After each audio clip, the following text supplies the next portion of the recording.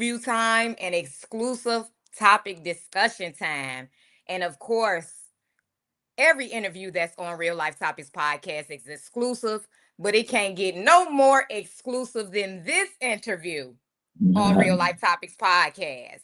The views that we express on Biggs Radio Chicago are not those of subsidiaries. They are affiliates and sponsors. Today we have Mr. Tyrone Muhammad. And if you guys do not know of Tyrone Muhammad, of course, you know Stephanie's Godchild always got to make you aware of who Tyrone Muhammad is. Tyrone Muhammad is a social change advocate, an author, a mentor, an entrepreneur, the CEO of ECCSC, which stands for ex-cons for Community Social Change. He has a radio show called the show Frontline Show, which his organization is committed to helping ex-cons to helping ex-offenders become productive members of society. Also, Mr. Tyrone Muhammad believes that ex-offenders play a key role in reducing crime in inner city neighborhoods. Of course, he also is an author, which the name of his book is what is the name of your book, Mr. Muhammad? Man on the inside. inside. And you're also running for U.S. Senate. Yes, I am. Mr. Tyrone Muhammad, please, Real Life Topics Podcast, iGlobal Radio Network audience, please welcome to Real Life Topics Podcast, Mr. Tyrone Muhammad. How you doing? Welcome. Thank you for having me. Yes, Mr. Tyrone Muhammad, that was sort of my definition and my description of who Tyrone Muhammad is. Could you let Real Life Topics Podcast, iGlobal Radio, Biggs Radio audience know who is Tyrone Muhammad? Well, first of all, give all praise and thanks to God. And my family, my mom, for birthing me and my father. So just giving praise and thanks to them, because without them, I'm not here. So, and I think that we have to start, just as we always want to talk about God and God here and thanking God for this and that, we have to also start thanking our parents, whether we like them or hate them, whatever that is. I don't hope no one hate their parents. But I think we need to start getting to that. And that's partly the reason why I believe the world is where it is, when children don't respect parents and parents fear their children. But with that being said, I'm Tyrone Muhammad. I'm a brother. I'm a son. You know, I'm a community servant. I'm an advocate. I don't often use the word activist as much, because a lot of people call themselves that, but they're not activating anything but loud noise, right? And so I try to stay away from that and try to use more of community servant or advocate for my community and for my people. I'm a business owner and I'm an entrepreneur. I'm also the United States Senate independent candidate in Illinois. But I was born and raised in Inglewood, Chicago, one of the toughest communities in America, I think, at the time. And I've been through a lot of things in my life, and the experiences of those communities ultimately led me to prison, where I served 21 years. And then from there, the whole name Muhammad came from the Honorable Minister Louis Farrakhan, after changing my life and hearing him and thinking about ways of not hurting and harming and killing our people.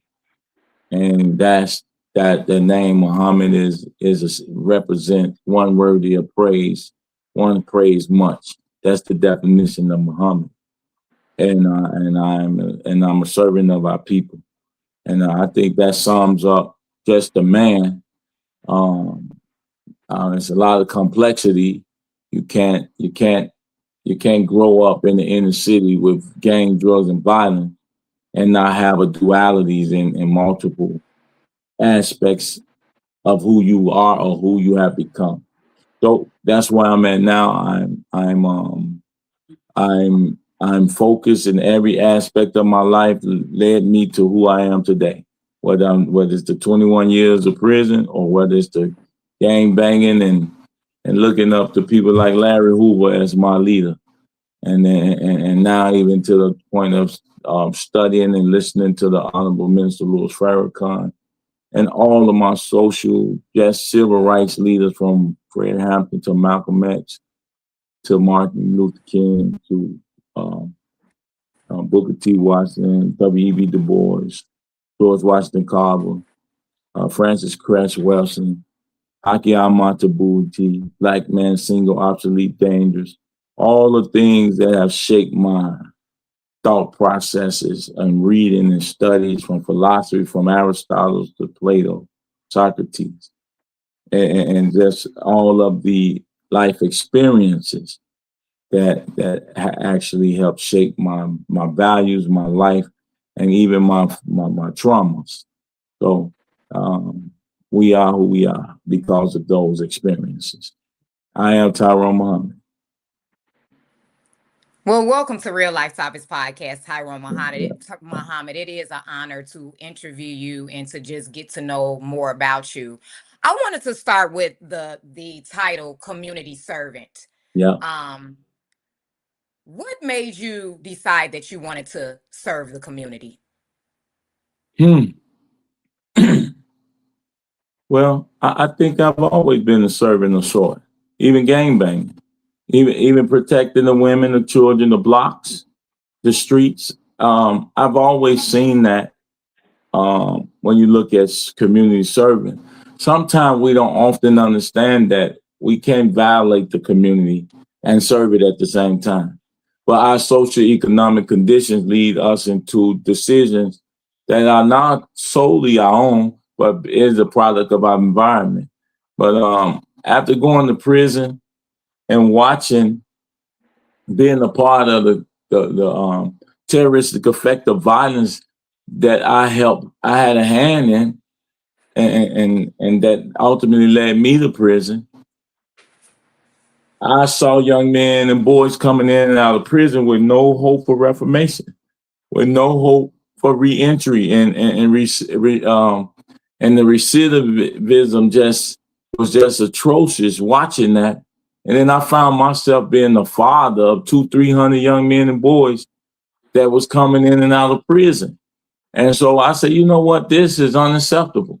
It's clear that black men, pastors, politicians, and benevolent white people don't have an answer to solving and fixing the ills that is mass incarceration and Black death, and inordinate poverty that we've faced in our community and issues in our community since I've been born. So that's very clear to me. And I often was very clear that I started not looking at the white man and started to look at us. And often in looking at us, I saw that the us was mainly Democrats. In my community, I can't look at no one else's community because all politics is local. So I'm watching this play out for all my life. I've never seen a white man be the politician over my ward. I hardly ever seen white men besides Daley in Chicago. He was the mayor for a long time. That was operating in these wards in our communities, in these districts. It's always us. Majority of the elected officials was us. And I say, you know what? It's clear that it's our own people, our own worst enemy. And they have no clue on how to fix this. So I said, I wanted to start an organization while I was sitting in prison to address the 13th Amendment, which talks about those being duly convicted and then being put in prison where they would then be slaves, essentially. And that's the only way servitude slavery works. And I said, you know what? So when the judge sentenced me to 40 years at 50%, he said, you are duly convicted. That's what the doggone 13th Amendment say. He said, you are duly convicted to a term of 40 years at 50%. And that was based around the Clinton 94 crime bill. And so I served 21 years. And I said, we got to do this ourselves. We can't wait on politicians to do this. So we said, I started an organization while in prison called ECCSC, Ex-Cons for Community and Social Change. I didn't want to get away from the duty convicted because benevolent white people and people and Black 501c3s and pastors have learned to use language for grant money, like justice involved individuals. That's what they call us, or returning citizen. First of all, how can I return? Feel like I never felt like a citizen in my own neighborhood before I went to prison. So how is it that I'm a returning citizen now? I wasn't treated like a citizen when I was accosted all the time by the police for walking while Black in my own neighborhood, for driving while Black in my own neighborhood. So I've never felt like a citizen of my neighborhood, let alone a citizen of America. So in understanding that, I know that I think those are just terms and tools that is used to make the people not see the real systemic denigration of bodies. So I want them to show and be 100% clear about what it is that they're doing to us. We are ex-cons. Mm-hmm. So I took that word ex-con, which has a double entendre, ex. X not only mean X up everything negative, the con, but we also X represents a mathematical equation of unknown. So I wanted to be one who solved the untapped ability, the unknown ability languishing in prisons and in graveyards. I wanted to prevent that. So the government and the whole world is trying to solve for X. However you want to cut it. Is it all solving for X on how to kill a Black man and stop the rise of the Black Messiah with J. Edgar Hoover, COINTELPRO, or to kill and destroy the Black man as it relates to Black death as a hustle, when all these social services programs act and purport as though they're teaching and then purport as though they're trying to fix an issue and ills that me, Tyrone Muhammad, didn't create. That the young homies on the corner and the little brothers and sisters didn't create. The drugs, the fentanyl, the coke, the heroin, the bullets, the guns, the switches, and all other accoutrements of war and destruction, our community didn't create that. So I wanted to be a part of solving that and telling the young brother, yeah, we didn't create it, but we also have the power and ability not to pick it up. So now that's my job. That's what I try to do. Say, yeah, they are devils. There's a higher principalities and rulers and wickedness in high places that's working against us. But let's see if we can shake that foundation of what they live off of, which is our dead bodies and our dead flesh and our social ills and our disinvestment. And let's transform the way people see us as returning citizens. So ex-cons for community and social change is that attempt on my part to say that if we help violate our community as ex-felon, then we should create the social change that we want to see. We should create the change that repair the damage that our own hands have caused, and not look for white men or no other man to do those things, since we fell trapped and victims of the devil's plot. So that's the basis of ECCSC. It's going to take us to save us. That's the model.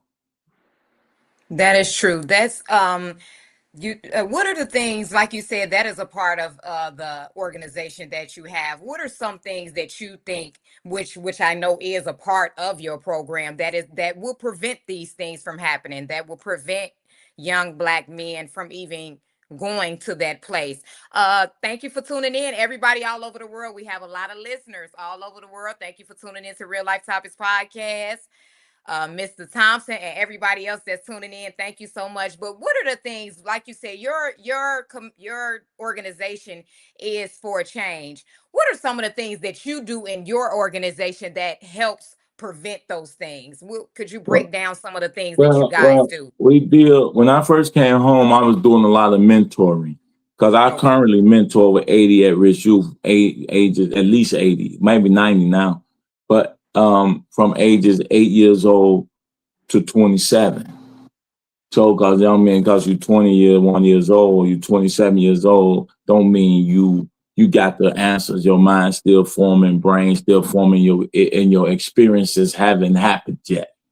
So the mentor, I came home thinking I was gonna just be this mentor and do the prison reform and reentry stuff.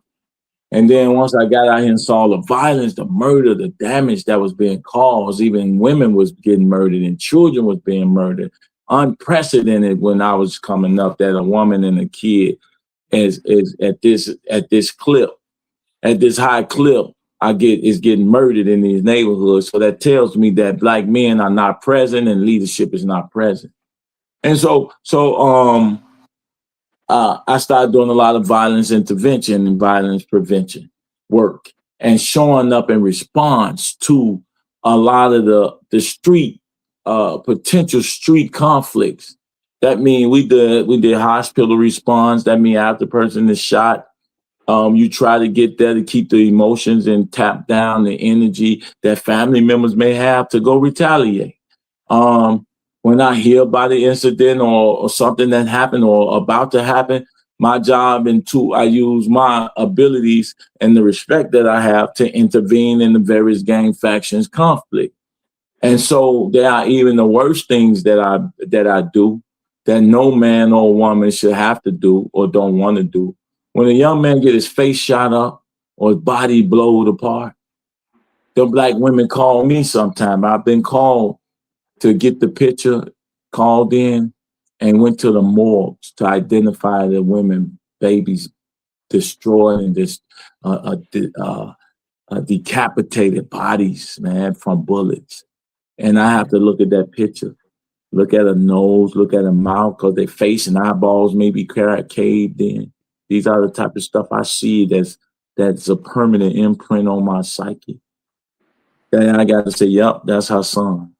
And I got to go back to that wailing mother to tell her that is indeed your child.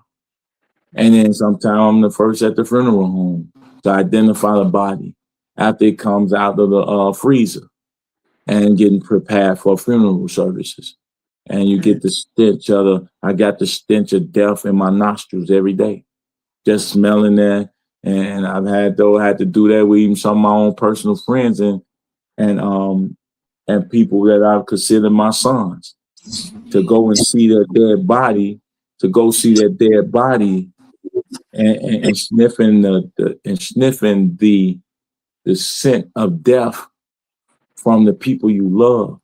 You got to do that. And and I've been to 37 funerals last year in Chicago of men and boys ages ranging from 14 to 30. And those are the things I do a lot of. But the mentoring, the manhood circles, like the workforce development stuff, getting young men and boys acclimated to workforce so that they can be equipped to hold a job. But just being just trying to teach young men how to be men and gentlemen when it comes to how they interact with our women and even their mothers, And so a lot of women call me to come deal with their sons. And oftentimes I often wonder, where's the father, the uncle, the husband? Where's the boyfriend? Where's this at? And I do a lot of, believe it or not, I do a lot of mentoring women. Like, come on, man, really? How do you think you don't have responsibility? No man raped you. You have the ability to control what goes in your womb. You have the ability to protect what goes in your womb. When there should absolutely be no reason why you should have a baby out of unwanted child because you had sex. When you got so many means and ways to protect yourself, even him wearing the condom to birth control, Just it's sad that I have to educate so many women when there's so many women out here to educate them that's not doing their job. Like there's no woman that's the one thing that a woman has control of is her body. No woman that I'm saying when we talking about if it's not rape and incest, just to have and so when you have these babies out of wedlock or you have these babies and you're not sure that a daddy would be there, those are real serious issues because now the community gonna raise your child. Mm-hmm. Or now your child gonna learn how to be a man in the streets because you made the wrong decision not to make sure that before you give yourself to someone, you want to make sure their character is this or their character is that. And that's just on the aspect. So I do it all when you start talking about community, the politics, the voters registration, educating the public, our community on what's happening to us, educating our community, ex-felons on their power, their vote, and their voice. So that's the thing I think if I want to leave, if I was to leave today, somebody said, what is it that you actually shown and done in your organization? What it was really about? I would say showing the brothers that despite my 21 years of incarceration, I wanted to show them that there's no barrier. I wanted to show even free men in society with no X on their back, with no scarlet letter X, that there is no barrier that nobody can prevent us if we fight through it and work hard at it. Even while the Democratic Party in Chicago, Illinois, are trying to knock me off the ballot, I'm still fighting them to say, thus said the Lord, you can't do nothing to me. I'm going to keep fighting y'all and I'm going to overcome your ballot challenge. And so yeah, it's not saying that there won't be opposition. It's not saying that there won't be devils and unrighteous individuals who say one thing and do another. You just got to fight through and work through the issues and work through the adversity to overcome it. And I think I would like to be considered overcomer. One thing that I have admired about you that you might not have known, because I've been following you for many years now. I'm also from Chicago, by the way. Real Life Topics podcast is from Chicago, and I've actually seen you with my own eyes do community service work. I would be out in the city riding on the north side, different places, and I would see these SUVs out. And this was years ago. This was about 3 or 4 years ago, because I used to go to the beach a lot, or just, again, I'm born and raised from Chicago. And I would see these SUVs have young men here. The police, Chicago police, would have young men hemmed up. And I would see all these SUVs like come to the scene and like just nip them in the bud and stop them. Could you elaborate a little bit on that operation that was going on? Well, those are my community response vehicles. So community servant. And if you look at our vehicle, every one of them have some community servants on the back of them. And I think we coined that term, right? Now I'm seeing everybody. I even see the police officers in other cities using community servants. I'm like, ain't that something? Y'all know y'all ain't started that shit, but y'all ain't gonna give me no credit or no support on nothing. So just like I don't get any here in this state. But yeah, those I started. Every time I see a police, as citizens, we have a right to observe. The police work for us. We have to remember. I often make the police, and I made them understand that there was not gonna be you arresting black men and boys or doing illegal search and seizures and stops looking for guns. That you're not gonna, that someone is there watching you all and looking at procedures and making sure that there's an intimidating force watching the police, intimidating them the way they're intimidating our community. And I wanted them to know that when they're watching, we're watching you, so make sure you make the proper arrest and make sure that our rights and our the laws and our rights are not violated in our community. Because in the end, your job is you work here, we live here. Once again, I want to remind you, officer, you work here, we live here. So we expect for you to treat our community as though you work for us. Not that we fear you and you work and we should work for you or fear you. You should work for us and fear us. So that's the thing God was doing, and that was some of the pushbacks that ECCSC is known for, on top of just exposing politicians, rogue businesses, mistreatment, especially politicians and pastors and all the people who just rob and steal from our community without really creating no real systemic change. We see it everywhere. It don't matter if you're in Chicago, St. Louis, Baltimore, New Jersey, New York, Memphis, Mississippi. It doesn't matter. Wherever we are losing.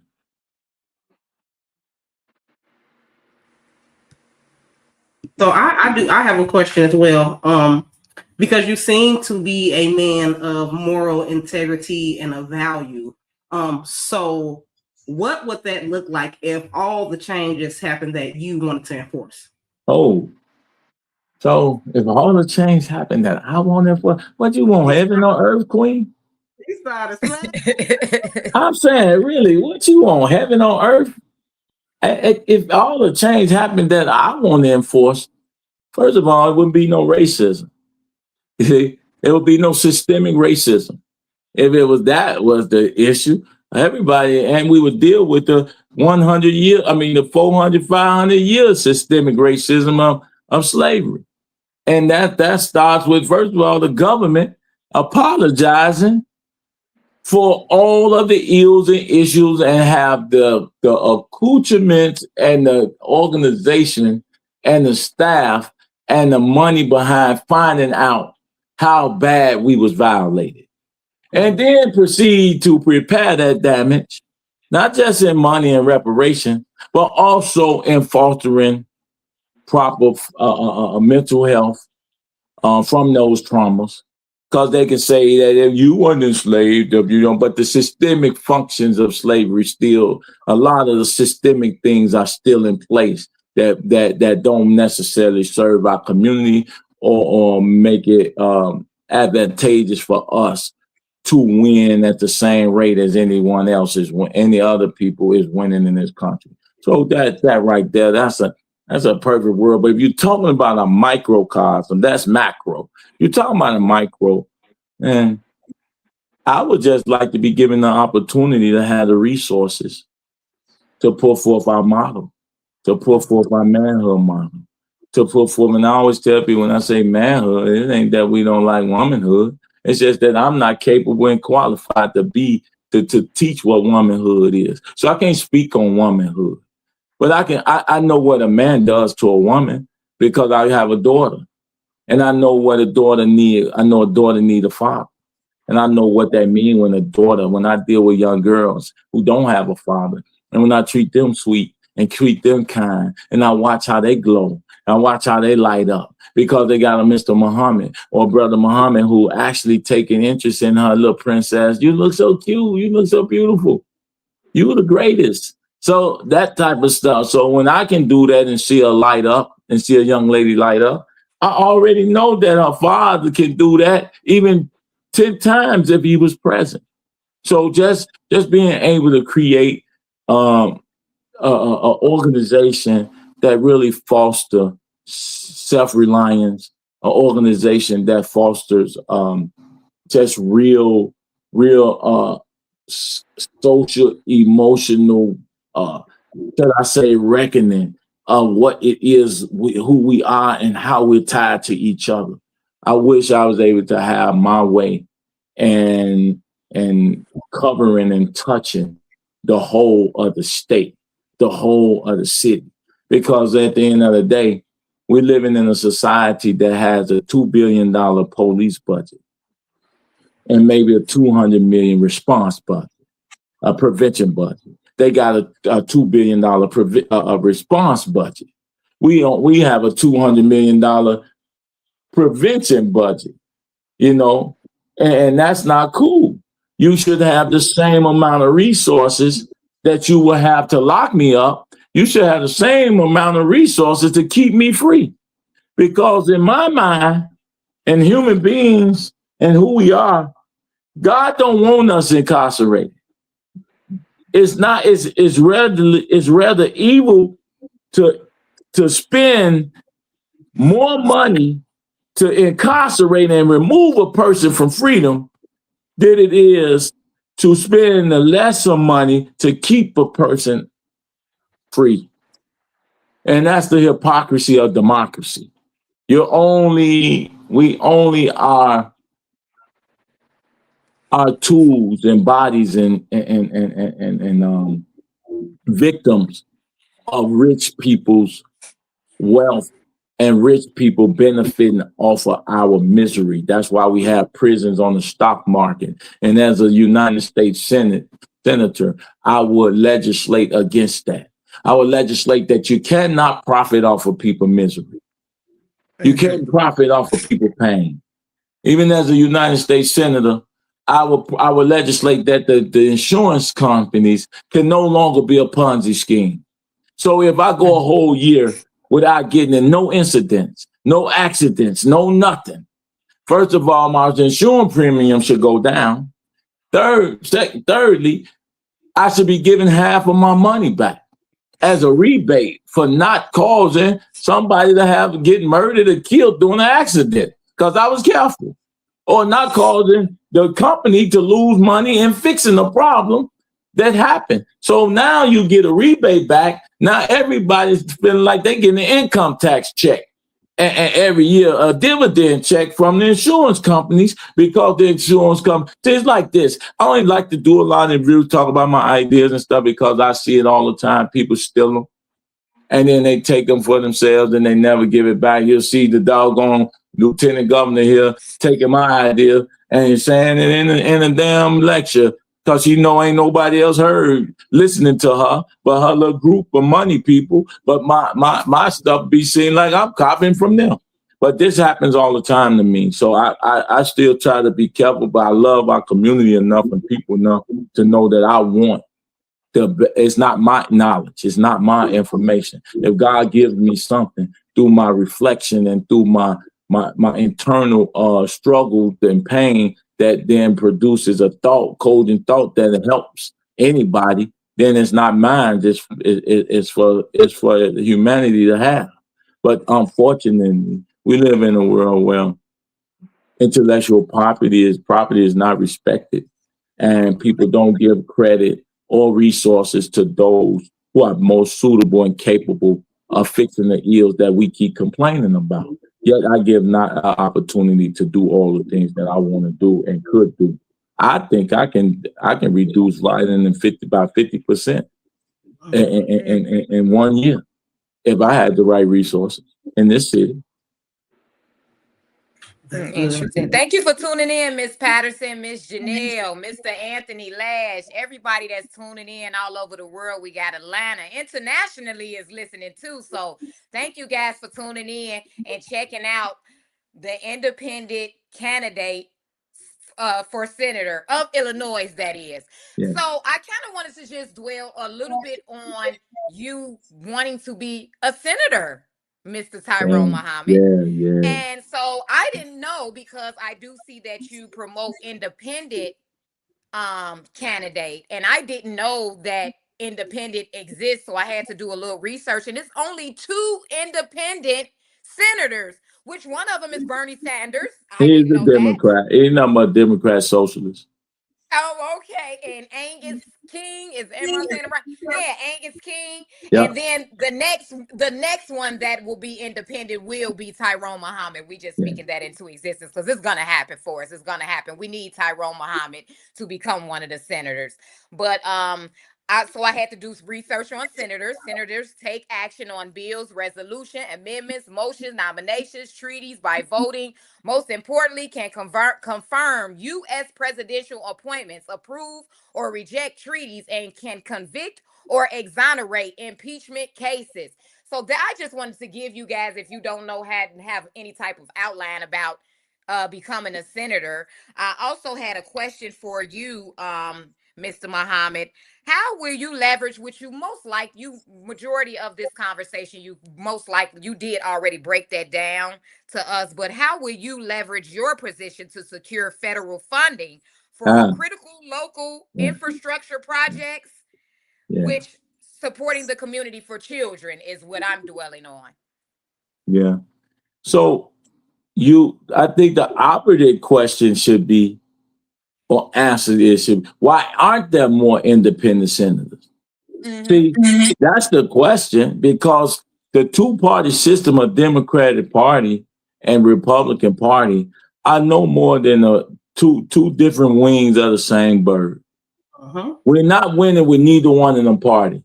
Yet our ignorance of our knowledge of the vote and our power of not creating a third party to create balance is the ignorance of the electorate to continue to vote for these same two parties, hook, line, and sinker, over and over, when these two parties have not delivered anything for them. Very little. And our communities look the same way. So most people don't understand that the reason why you don't have an independent party in Illinois, and I'm speaking of Illinois, and it's probably similar in other states, that's why it's not that many independent senators. The Democrats and Republicans have a monopoly on the voting electorate. The Democrats and Republicans have put in laws, mainly the Democrats. I ain't gonna say Republicans, I'd be lying on them. It's the Democratic Party who always talking about who gerrymandering, who's stopping us to vote, what our ancestors said, what our ancestors did. This is the hypocrisy of democracy, especially the hypocrisy of Democratic Party. Does that have something to do with filibusters, Senate filibusters? No, you say filibusters? Yeah, filibusters. Legislation. Filibusters. Filibusters, yes. No, that's different. That's different. That's like me not sitting down and taking the floor and just talking all day to keep you from passing the bill. I'm gonna sit there all day for an hour, talk about the roses are red, the diamonds are blue. And to keep you from ever passing the legislation that I disagree with. So and then they do filibuster, they do all types of different stuff just to prevent the stronger party from or weakest party from passing legislation that may serve them or they may not like. So it's a lot of issues around that, filibustering and grandstanding and stuff. But with that being said, the Democratic Party, so let's get back to this. You asked me, why did I want to be? I don't. I hate politicians and I hate pastors. And these very two entities, politicians and pastors, are pimps. And these very two entities, Black women are pimped by pastors. We got 50,000 churches in Chicago, and we got all this violence and crime. Jesus ain't coming. He ain't here. We got all of this the politician pimped by Democratic women, mostly AKL, Delta, Boule class of women who's intellectual and smart, but they still vote for these same pimps that deliver nothing for their children, their husband, their men, their communities. But they continue to be pimped by party narrations and ideologies and things of that nature. While on one end, our women are the most intelligent, most educated, they are the most silly when it comes to casting their votes, when it comes to paying their tithes, their tips, and their offerings. They give it to these pimps, and they give their time and efforts to these pimps who really does very little for them. Black women are still highest in birth rates, cancer rates, murder rates, unemployment, what do I want to say? Salaries, positions in this world. The most discriminated and hated female on earth. Yet they still push civil rights narrative for other people, whether it's the LGBTQ, white women and cancer. They line up behind things that don't line up behind them. So you keep voting for this and trying to educate Black women who think they know everything, but won't ever listen to logic and rationale, but only emotions. I've been a Democrat all my life. My mama been one, my grandmama been one. I ain't the Republican. Hey, Sister Queen, ain't no Republicans in your neighborhood. Hey, sister, Republicans are not over your city or your state. This is a Democratic-led city. This is a Democratic-led state. Why you keep talking about Republicans? You don't give Republicans your vote. So why should Republicans do something for you? Please, make it make sense. Why should, if you gonna vote Democrat hook, line, and sinker, why should I, as a Republican, give you anything? Because we clearly idiots, because we keep giving our votes and our power. It's like a woman keep giving her body to a man that never does anything for her. That's right. How you keep giving your precious, valuable self to something that violates, abuse you, and something that keep mass incarcerating your cousin, your fathers, your men, and your sons? How do we do this without any pushback and the power that we have in our vote? So I'm coming back to that. So the Democrat Party made it so that the Republican and the Democrat Party has to have 5,000 signatures to get on the ballot.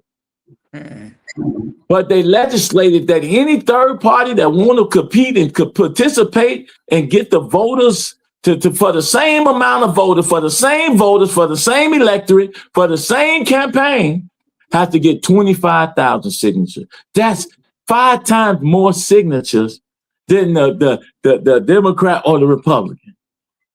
That's evil. That's no equality in there. That's unjust. That's no due process.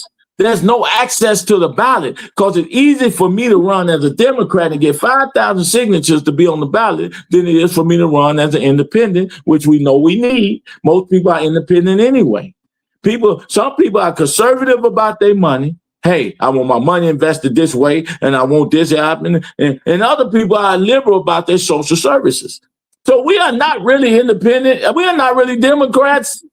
We conservative over here, and we independent over there. So we've been that way as Black people, but yet we vote Democrat, hook, line, and sinker, the same way and for the same party every year after year, even when it's failing us. So in my case, I have to get 50,000 signatures because the Democratic Party will use every tool in their arsenal to knock me off the ballot, because I represent the grassroots people and I represent the opportunity to break free from a Democratic Party. And the position of a senator is the most powerful. It's the most powerful position in the state, even more powerful than the government. Essentially, it's the president of a state, a senator is. And so they don't want me or Tyrone Muhammad, an ex-con, who closest to the problem, who has an understanding and a level of empathy and rationale around why gang, drugs, and violence exist, why those men most affected by gang, drugs, and violence exist, and why we as a community are functioning in the way that we function, because we have 20-something in Chicago, less than 20-some% of the population, 29% of the population, but 70% of the prisons. So are we really independent? Are we really independent? Independence Day coming up too, guys. Independence Day coming up, and y'all we're not independent. We are really slaves. We are really slaves. We're not independent. I don't care what a person say. And you can check on how a person thought process, their narratives, and you can check on who they vote for, hook, line, and sinker every year. Either they don't vote or they vote for that. They don't have a time where they're going to vote no other way, no right or nothing. Because while we point at Trump, the Democratic Party created Trump. They created Trump. That's why the people stayed at home. Like, I ain't coming out to vote. It don't matter. Kamala Harris ain't going to do nothing for us. She ain't do nothing for us as the vice president. What make you think she gonna do something as the president? What did she do significantly as the vice president? First of all, you asking me to give you a higher seat while failing at the lower seat. So you can't make me a hamburger, but I'm gonna let you make me a steak. So you mean to tell me you haven't took care of your Chevy But now you're gonna convince me you're gonna take care of the Rolls Royce. We gotta stop it, man. This not rocket science, sisters. This stuff is 1 + 1. This is not trigonometry. And we were actually originally Republicans anyway. A lot of people don't even realize that we were never Democratic. We were never part of the Democratic Party. No, we weren't. We were never a part of that. We weren't. And so that's where I'm at, sister. That's why I'm running. I hate politics. And in Chicago, they ask me, man, you always crashing out on the politicians, the police and the pastors, them PPs. Y'all see what I mean? Politicians, police, and pastors. I call them all PPs because they pee on our head and tell us it's raining. These PPs, they piss on the people's head. They do it. Everything dealing with a P, they violating us. Facts. Pimps, prisons. Y'all want me to keep going? You can just start naming anything dealing with a P. Anything. Like I say, police, pastor, politician. And we gonna find ourselves looking for some stuff. And it's the same thing. It's the same thing all over the country. So I can't run. The Democratic Party made it so that ex-cons can't run for local office. Are y'all hearing what I'm telling you? Tyrone Muhammad, as an ex-felon, has the right to vote, but people don't have the right to vote for me. Y'all hear that? I can vote for them, but they can't vote for me. They put in there because they don't want people like me who got community credibility, who can actually win, controlling these automatic committee seats. Because now the zoning, the licenses for businesses and all the taxes and the money, they don't want me to have no control over that. That's why communities look the way they look, because they give it to foreigners. They give the businesses to them. They give all the TIF money, the tax breaks and all that to other people, but they don't give it to us. So they ain't going to have me that. So they put in a law and a rule that in Chicago that no ex-felon can run for office. So they're essentially, Democrats are essentially doing everything they saying that Trump is doing somewhere else. See, they got us looking way over here. They doing this, like the little kids with the little bells on the strollers and stuff. They got the little trinkets. We just hitting them and stuff. Why we distracted? Mama distracting you from whatever it is so you can shut the fuck up. And here we are, grown-ups being distracted by what's going on in Washington, while our communities are on fire.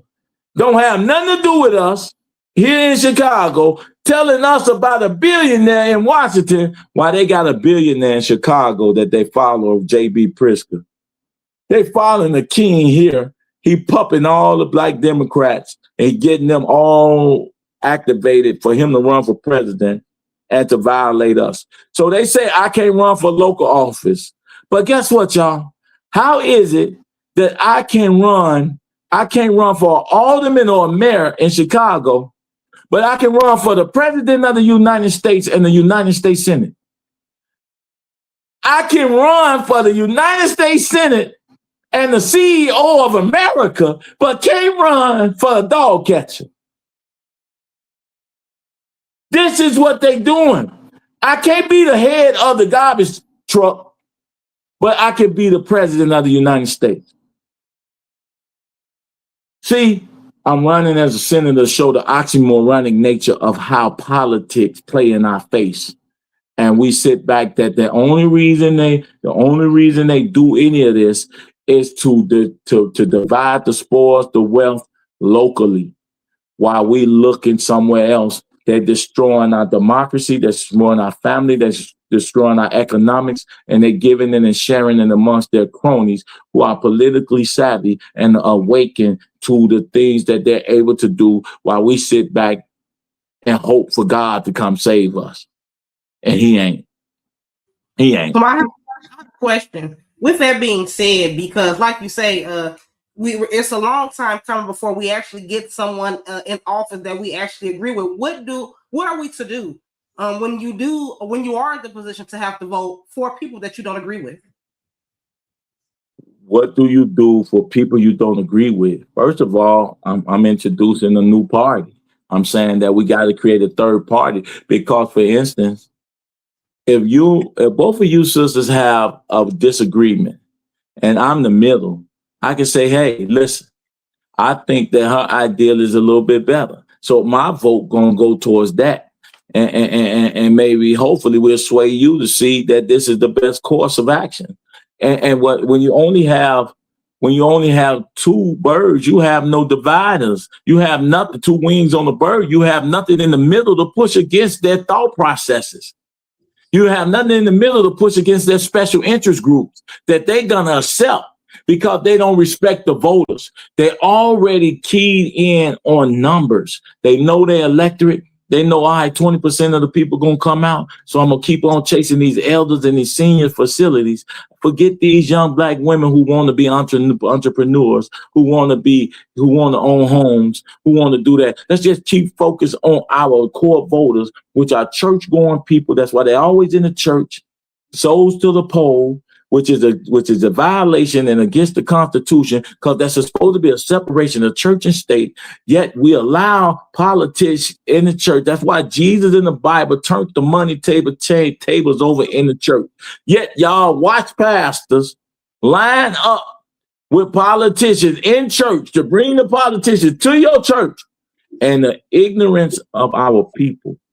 They don't shake the tree. They don't say nothing against the pastor. They just watch it and listen and they preach. Go ahead.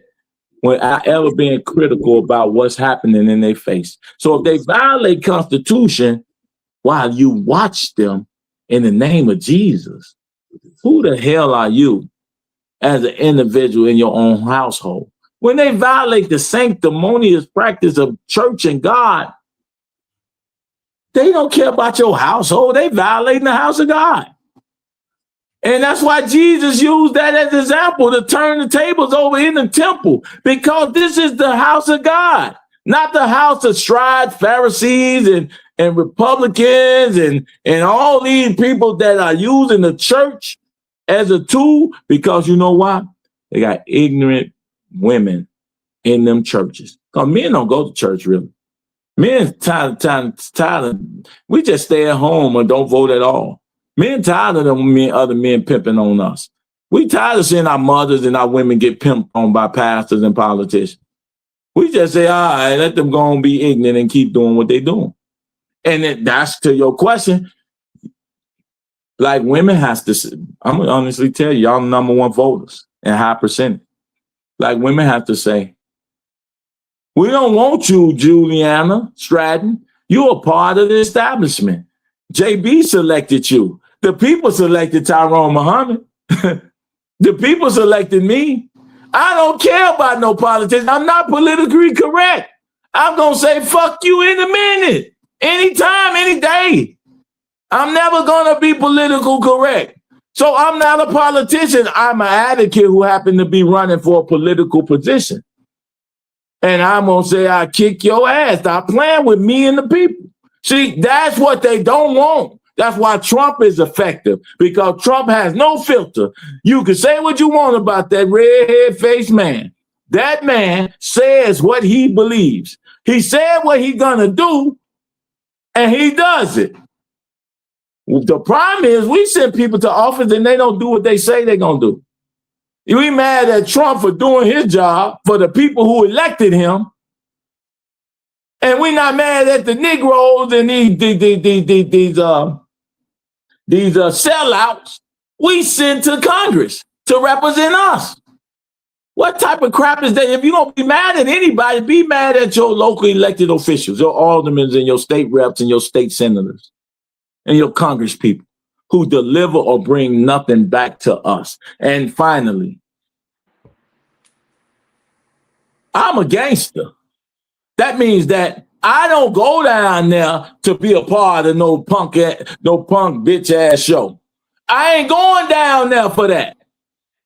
I'm not going down there to be a part of no nothing. Nobody is going to punk this black man. I'm not going down there to be a part of their liberal and social agenda. Nobody is going to put their finger in my butt. I'm going to stand on what I stand on. I'm not here to socialite and play games with you politicians that drinking and smoking. I don't drink. I don't smoke. I'm not coming down there for that.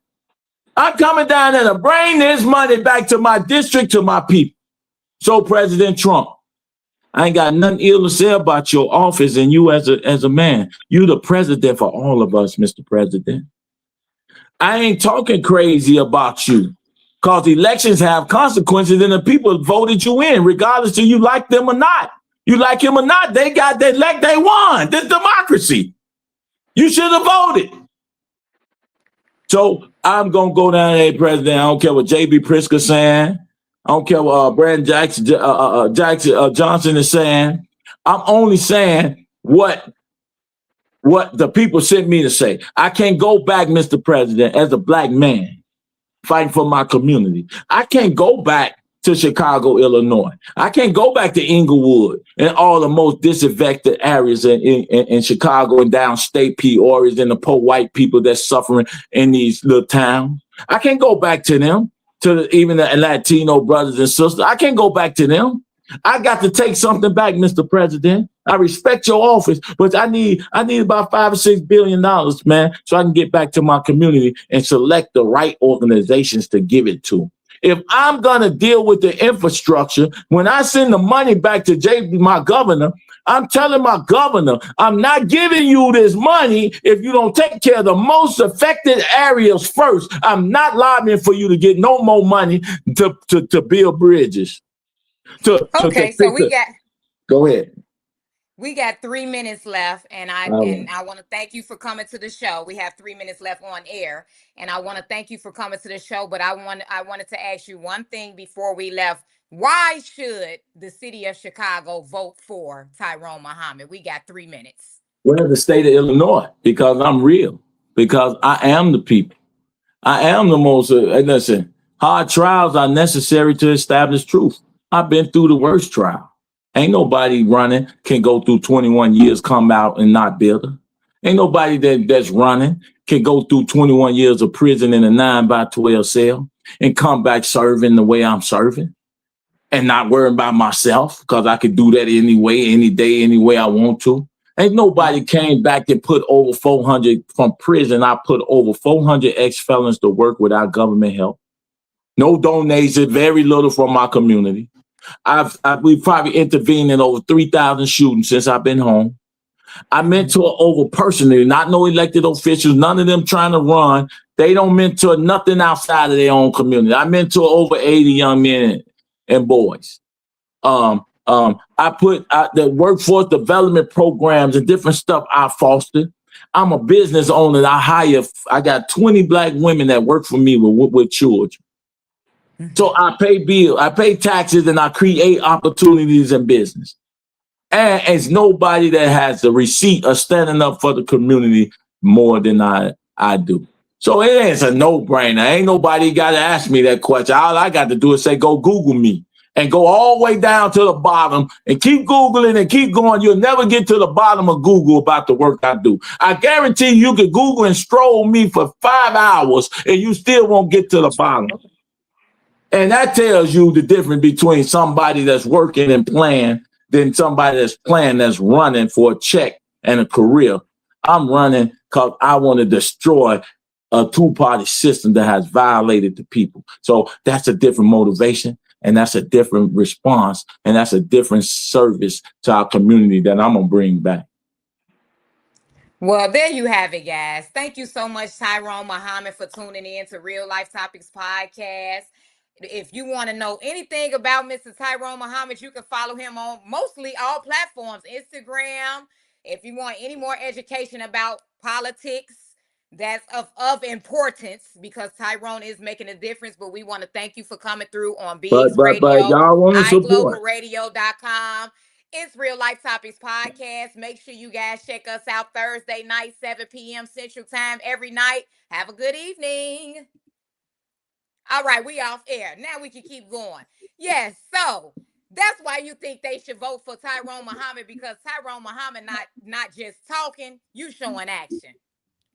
But they say our people are destroyed for their lack of knowledge, and a lot of us have no gains because we have no knowledge. Knowledge is power. You have to gain some power. Well, I'm still in. Yeah, I remember I told you, I said, Yeah, Tyrone, we still gonna well, be talking when we on air. I told you that. I said, we gonna be I talking got past it. 8 Well, o'clock. I want I said, everybody but we tuned in. still live right now. We still Yep. live on YouTube, Instagram, and Facebook. Well, I want everybody to know that if they want to support, go to TyroneForSenate.us. If y'all could type that in somewhere. TyroneForSenate.us. Man, that $1, that $5, that quarter, that 50 cents, all of it adds up.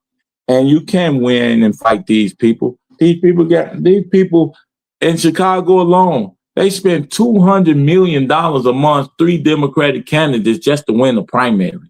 Not the election, just the primary. Who compete? How can I compete with that? When they buying elections, they buying votes. And if the people don't support you, then they don't want no change. The people don't want change because they don't show up with their bodies and they don't show up with their purses. You understand? Have you ever had a successful negotiation with a politician? I'm sorry. Have you had any Absolutely, absolutely. Because I come with a different approach. I come when I'm turning the goddamn table over. I'm coming when I'm gonna smack the shit out you. You about to stop playing with us. So I ain't coming. Yeah, I'm successful. Get your ass out the way before we run your ass over. So, and sometimes you just got you got to force and power. We live in the government. All they do is drop bombs on people's head. They ain't just negotiating. They just got force. Listen, everybody hide behind the police. The police is the weapons for corporate America.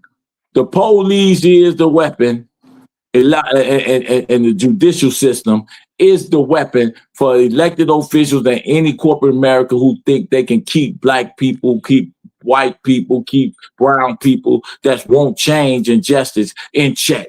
That's what they do. They use the things.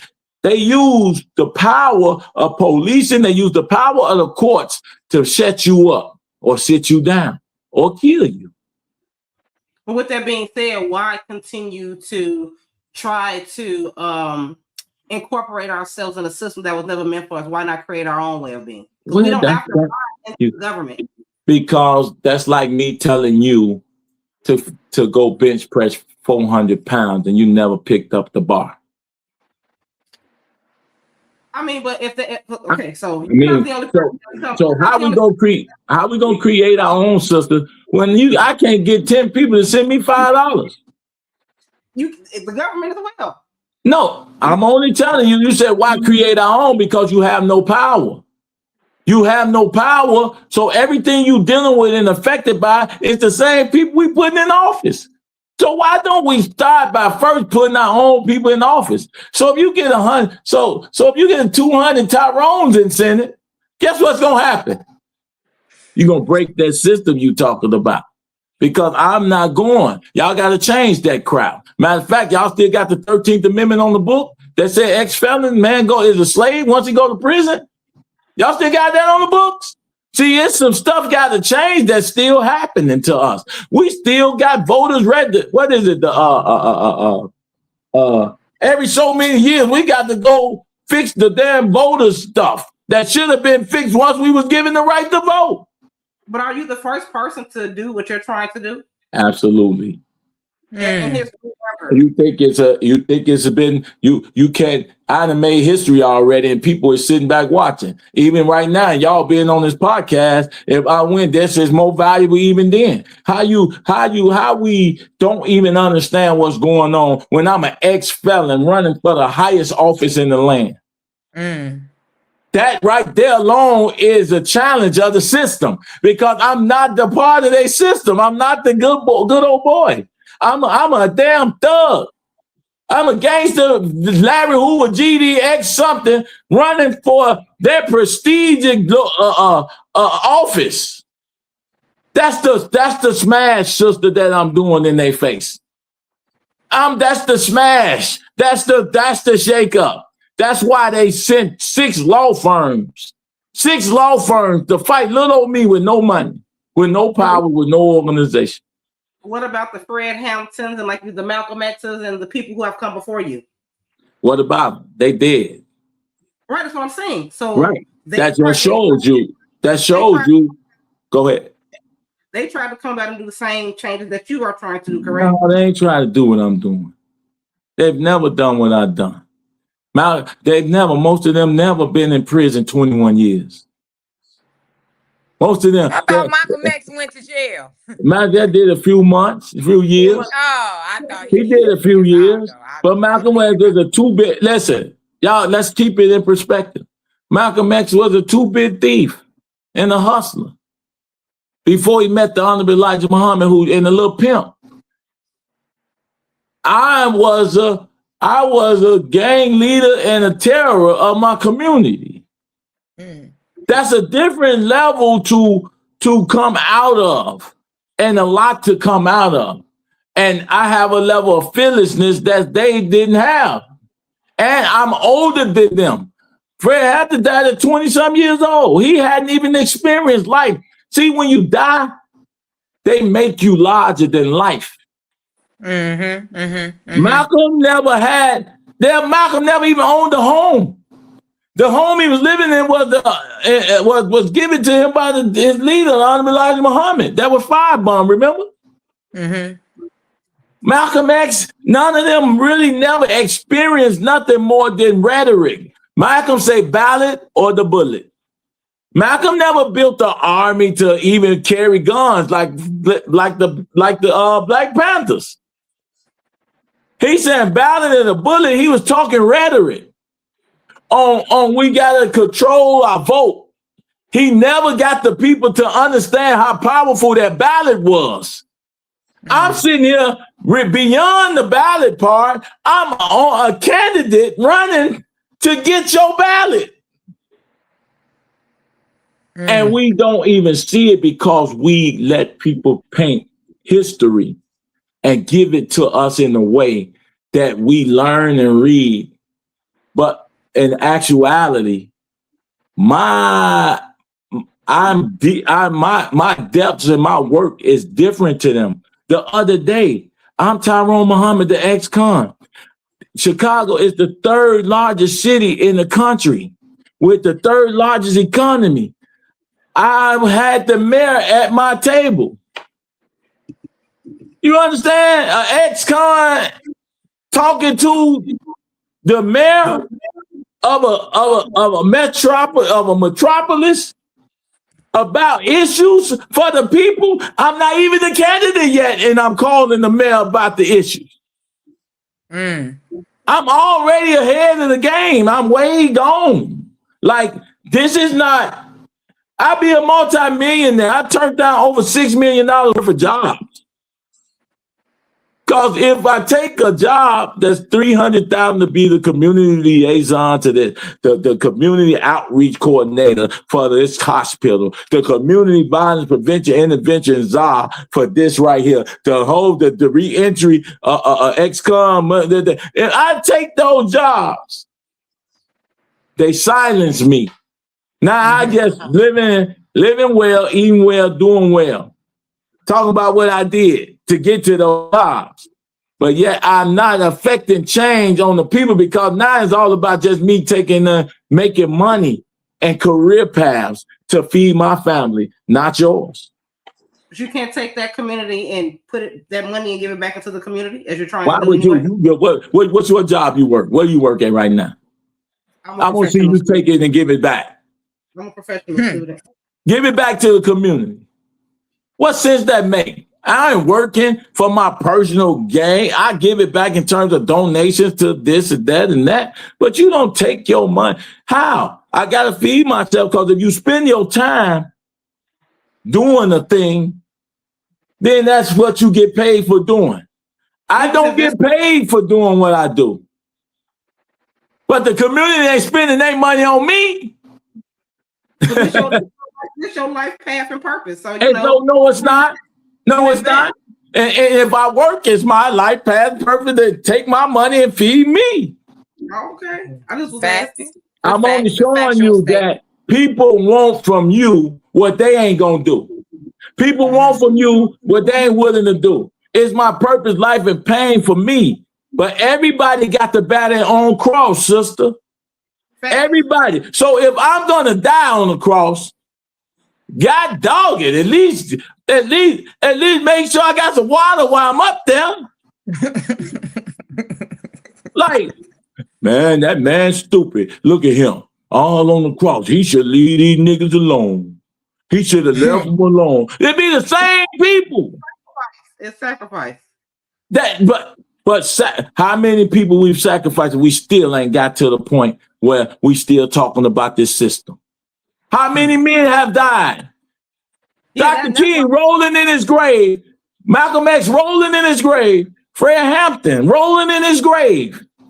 That we gave $2 billion to non-citizens while black people in Chicago are suffering. But if we have all the buying power, and it's, I mean, I'm not going to say as simple as, but it's the complicatedness of it is really getting people to understand where they should place their value, their dollars, and their voting power. Why wouldn't that be part of the movement versus trying to get in somewhere where we're not wanted in the first place? You're trying to change. Who not wanted there? We send the people there. We send them there. They not there on their own. We send them there. There are people out there fighting there on their own. You can't just walk in the Senate seat and say, the fact that you just said that why go somewhere and they not sending me? They send anybody other than me. They sending they only dealing with their own demise. Do you think I'm sitting there and anybody can say and bring stuff across the table and I'm gonna say, man, get y'all dumb ass out of here with that dumb shit? That ain't gonna happen on my watch. Especially when it has something to do with curing the community. Yeah, exactly. But you ain't sending them type of people to Congress because you know what they gonna tell you? Tyrone, ex-con. Tyrone shot somebody. Tyrone, shit. That's what our community is. Well, that's my point. That's the point. That's like, but that's why we want them to go. Jesus didn't have no punks around him. Jesus, everybody around Jesus had swords. He went against, but he also went against everything. He didn't try to get with them people. He did something totally different. He wasn't trying to integrate himself into that. Yes, he did. He went and hang with the hoes and the pimps, and he represented them. Man, he didn't try to integrate himself though into the church and the state. Yes, he did. He said, render unto Caesar what is Caesar's and give to God what is God. He didn't violate their rules and laws. He didn't try to integrate. Well, he was the okay. Okay. I quit. I won't do nothing. I just sit back there. Now you go tell me how we gonna get that.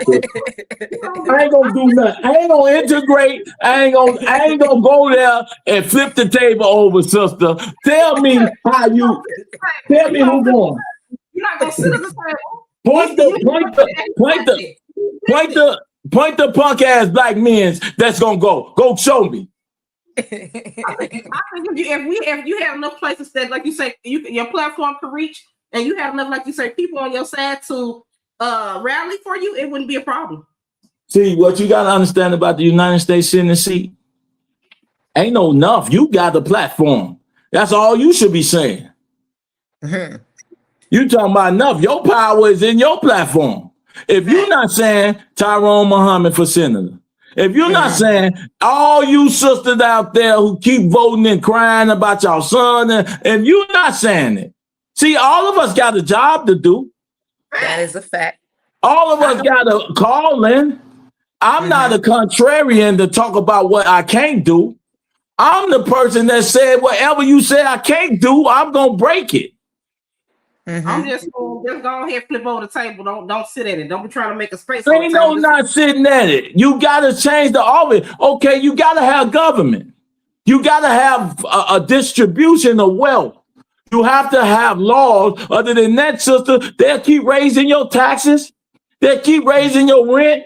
They'll keep raising they won't fix potholes. They won't empty garbage. How you think that happens? That's government. It is. So you want to independent. And Malcolm X, wasn't he about that too? Wasn't Malcolm X about that too? Not nationalism. He was about creating a world government. He was about creating a world government to fix to fix these 5 or 7 countries that was controlling the wealth and the war and the countries around the world, from Britain to France to Germany to China to Russia. He was about he was trying to bust those governments up. I'm okay with just busting the state up. If I fix Illinois, I as an ex-con, I inspire ex-cons around the country, the world. My actions and my objective is to inspire people that they could get up off their butt and talking about what somebody else should be doing and start analyzing and looking in the mirror and talking about what they not doing. Like I say, if the people who say they won't change can't send me $5 a month to fight the people they won't fight, then what we doing? They spend more of that on Zuzus and Wham Whams and weed and drink and Hennessy and what's the other ones? What you drink? Tito's. They spend more money on that, drinking off on nothing, than they would by, you know what I'm saying? You know, man, they make McDonald's and Starbucks get $7 or more a day. Man, I'm through with it. Dunkin' Donuts in there. They get it every day. Our people, but I could be fighting for us, put my life on the line, and they won't send me $5. $5. And you talking about I got thousands of followers. And I don't ask for it.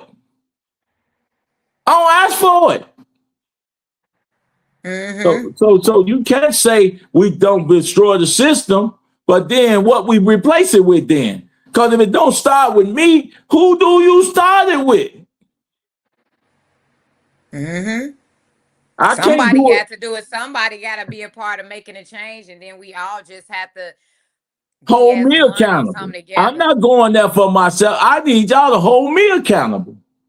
Yeah, because like you said, you could go ahead and take a work position and go to work and feed yourself and pay your mortgage off what you got going on. You ain't got to do all this. I would be a millionaire. I was offered over $300,000 to drop out the race. So what you talking about? I was offered over $300,000 to go. But I said, y'all clearly don't know who I am.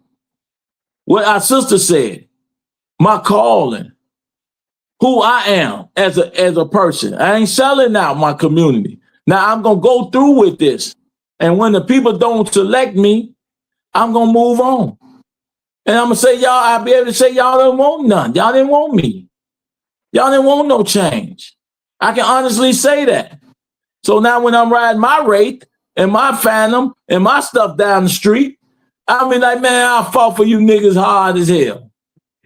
I put my life on the line. We're programmed. People are programmed. Now I'm gonna drive my chariot. I'm gonna drive my chariot on paved gold streets and milk and honey. What Jesus talk about heaven on earth, while y'all around here still talking about what we doing. Nope. I'm telling you, we as people are programmed into that, and like you said, we so programmed that we ain't even looking at change on no more. We just content with living this life and being used and complaining year after year about what they doing to us. Right. How you complaining about your issues?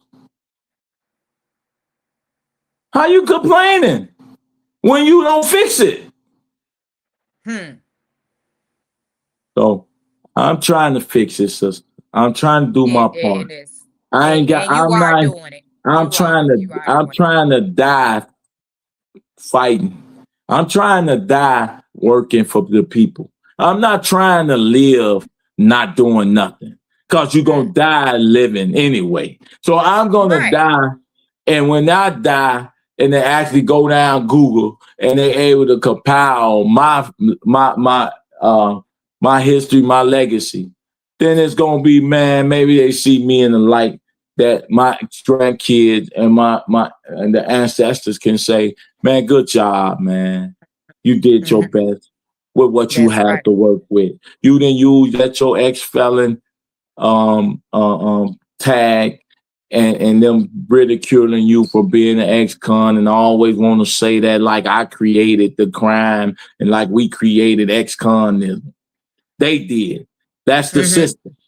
And That's so the now we're being classified as things long after we've served that debt to society. We still being seen as something while other people can come in this country, could be murderers, killers of their families over there, kids and all these other countries, and come over here and get everything we couldn't get. And they never been in jail for nothing they've been in jail for. I mean, created.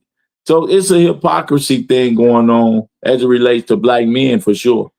And why are you dwelling on black men? And I'm not gonna hold you long because I'm sure you have to go. But what could you say to black men if you had a group of black men, which I'm sure are tuning in right now? What would you say? Oh, there goes my camera. What would you say to black men? What advice would you give to black men nowadays that you think that is a part of the downfall for black men? What would you tell a black man that can maybe motivate them or make them aware? Because sometimes black men are not aware of them being a part of the problem. What would you say to black men? Well, first of all, black men must recognize that we have a lot of emotional and damage and mental scars. That no matter what, we would never be able to escape and be vulnerable. Our women can. Women don't even let black men be vulnerable. Can't. You can't even sometimes get a cogent. You can't even get a cogent expression off before somebody interrupts you. We're made to think that we supposed to not hurt, not feel pain, not feel like we need a rest, and not feel like we aren't the burden, right? So I would say to black men, first time, man, let's start to reflect, because I've started. I've assessed myself. I've assessed my surrounding, my people, the people in my circles. I've assessed my family. I access my ideas and expression of God, and I've learned to analyze and observe my reaction to stuff personally. And then once I learned that affects me right there, then I look into how do I don't let that affect me no more. Why am I that way? And then from there, black men have to take the responsibility and say we need to figure out something to die for. Just as we, I think when we figure out what we would die for, then I think that's the beginning of us living for something. You know what I'm saying? Because most people don't. I sat in a 9x12 cell for 21 years thinking about how to die. Not live. I sit there thinking on how to die. And then once you understand how to die and why you die, then you can overcome that thought process and then figure out how to live. And I'm not always there yet because I still want to die. So what you say, obviously, so since you're trying to make a change and they don't want that I'm still change, trying to die. Clearly, I'm still trying to die. But I'm trying to see. Listen, that's that old saying we saw in that movie. Everybody always talking about heaven, but ain't nobody talk about dead. Nope. You're not going to heaven. I listen to good, that bad with the Lord. But then they do everything in their power to stay alive. You ain't trying to get there. You're not trying to get there. If you really believe it's heaven, what are you willing to do to die to get there? Where your death going to get you there quicker? When we living in poverty, abject poverty, and all of the ills and inequities in this country, in this world. When are we going to fight for them so that our children don't have to suffer the same inequities? When? When you suffer inequities and it don't produce in you the desire to change your condition, then that's a problem. You just suffer in your inequities as black men. We see little boys and killing women and kids, and we sitting in our home thinking it can't never happen to our woman and child. No, that's what you died for. You'll die for them. So now live for them. Meaning, if you will die, if somebody do something to them, then die, live that nobody have to ever do anything to them. Live to fix the damage of the stuff that we see so that nobody will ever have to cause you to die for that. Get busy living to change it so that which what I would die for don't have to come so soon. You understand what I'm saying? That is true. If I protect it, I don't have to fight for it. So by protecting it, I have to not extend that beyond my household. Because if the block is affected, it eventually gonna affect my house. You understand? Right. So we gotta find something to live for, as well as we find something something to die for. And that's my thought process to black men. Find something to die for. And when you find something to die for, you're gonna find that you love that thing and I ultimately want to live for that thing. So that's what I've been trying to do. I've been living for it while chasing the graveyard. Because you're going. I walk in the cemetery at night by myself. I walk in the cemetery at night. It's so peaceful. Ain't nobody out there. Trust me, ain't nobody out there because ain't nobody crazy as me to walk out there. Surely is. You got to be crazy. No, I'm just kidding with you. I ain't going to the cemetery. I ain't going to the cemetery. But I don't even like to go for the family member. No, but it is so peaceful. And I look at the tombstones, I look at the names, and I look at what these people left behind, and I look at what they lost and what dreams they didn't acquire. Why did they die? I always thinking like that.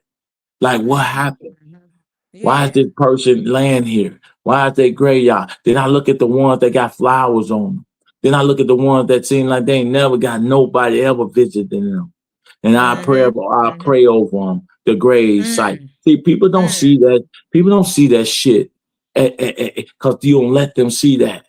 They don't see, they don't know you. People think they know you from Facebook. They don't know my sentiments, my heart, my empathy, my desires, my past. They don't know.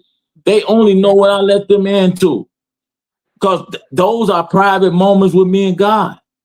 And I'm walking those graveyards and I'm looking at them. And I think about everybody who dug these graves. Are they still alive? Now where they at? Where right. Like I'm thinking about stuff that sparked my brain to feel a certain way. So then when you see me act the way I act, sister, my brain is already sparked to be the way I am. I'm constantly trying to find out new discoveries to make it do something else. So, hey, I'm different. Yeah, you different, and it's God's will for you to do what you're doing. I just want to tell you, don't stop. Sometimes these things can be discouraging, and I see that you're strong enough to do it. It is. It hurts. And this is a part of the reason why we know it's men out there that are just like Tyrone Muhammad, but they're just not brave enough to get out there because it's lions, tigers, and bears out there, and you have to be strong-willed to fight this fight because we outnumbered on fighting this fight. That's right. So I truly do admire you, and I just want you to keep up the good work. Listen, I'm raising 5 black men right now. I have 5 black men I'm raising now. Look at that. 5. And give them up. I got no girls. I ain't raising no women. Not that I'm pouring salt on women, but God assigned me to 5 black men. You need help. 5. And you need help. And give them my video. So I know how important it is because I don't want to be them mamas that's up there at the aftermath crying and talking about my 20-year-old and got killed and they wrongfully killed him and sending Tyrone Muhammad up there to identify. That's not going to happen. This is why Tyrone Muhammad is on Real Life Topics Podcast. Real Life Topics Podcast are raising black men right now. I got a 20-year-old, a 15-year-old, a 10-year-old, an 8-year-old, and a 6-year-old. I got the new generation that is going to be here when we're gone. What are they going to do? Are we building a platform for them to be fine once we're not here anymore? Nah, we're not. But with that being said, since I gotta go, I love you. I love y'all. That's right. And when it's all said and done, man, hey, call me anytime.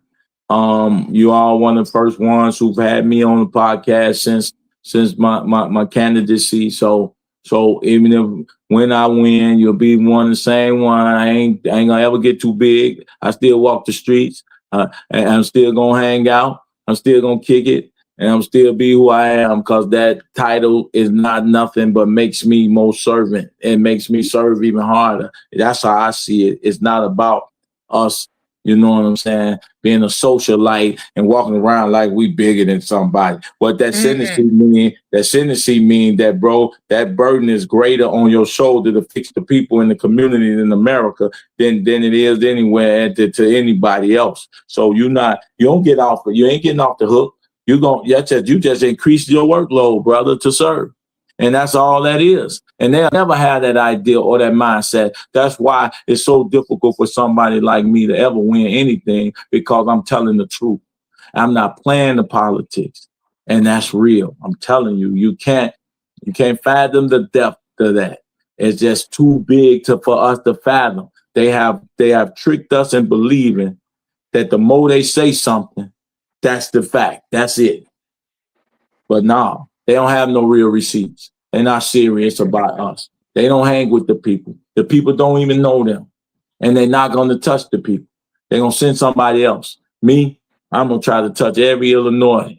I'm telling you, that's my mindset. If I can't touch them one by one, I'm going to touch them in a group in a room. That's right. That's right.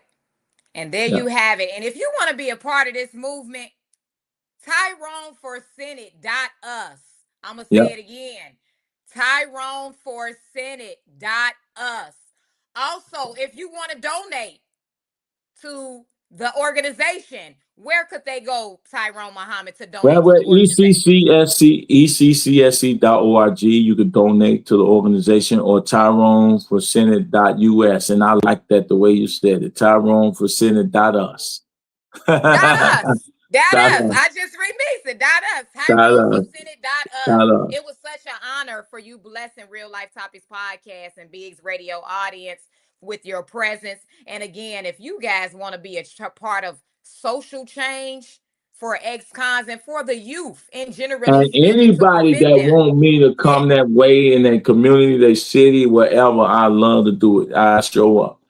We got a group of people we need to speak to. I'm around doing that in different cities anyway, because my brand is national, so it ain't against no Illinois. Being a senator is a national. United States senator is a national brand, a worldly brand. So I'm there. Whatever the issues and ills are, although I may be the U.S. Senate for Illinois, I'm the U.S. Senate for any community where Black people, brown people, white people, and injustice is happening. I'm there, because that's what it is at the end of the day. Because these skin colors and this caught up in that crap is killing us every day, night. Yes. And we all suffering, man, on every level in every community.